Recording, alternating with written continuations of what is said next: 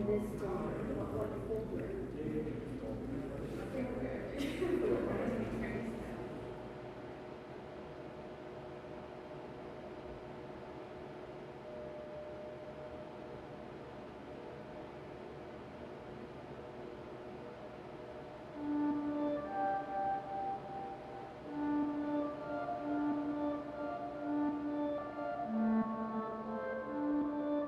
who are you? I'm Alicia Knappis. I am the founder and organizer of South Valley Queer Book Club. I like to read queer books, queer media in general. I'm a big movie buff as well, so like queer media is one of my big hobbies.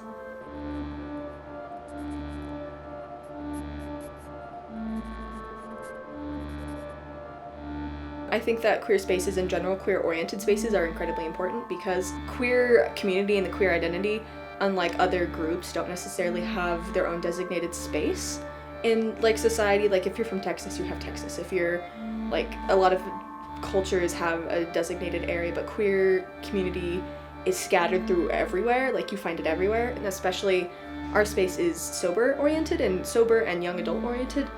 I made it when I was in the infamous 18 to 21 range, which is you're old enough to be a queer adult, but you're too young to go to queer adult spaces. And so I think that it's really important to have somewhere where you can go and be with other people who identify like you and discuss things that have to do with your identity.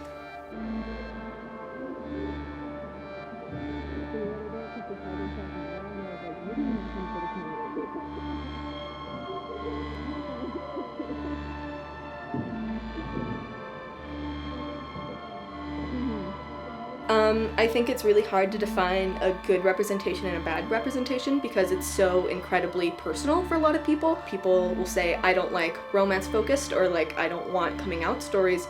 But for some people, the romance is what they're looking for, and the coming out story is something that they really emphasize with because they didn't have a nice coming out, or they wanted to be able to see themselves in a coming out story that goes nicely. And so for queer representation, it's really a big spectrum for different people. I said I really vibed with the fact that she talked about being kind of like feeling left out of the girl world even before knowing what being gay was. Like girlhood? Yeah, like I think she was kind of, I mean, she's like sporty. Inspiring story.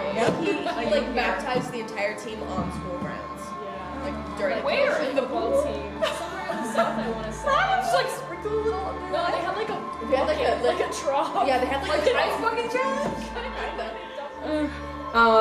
What do you have to say to young queer people who maybe are out or have trouble finding community?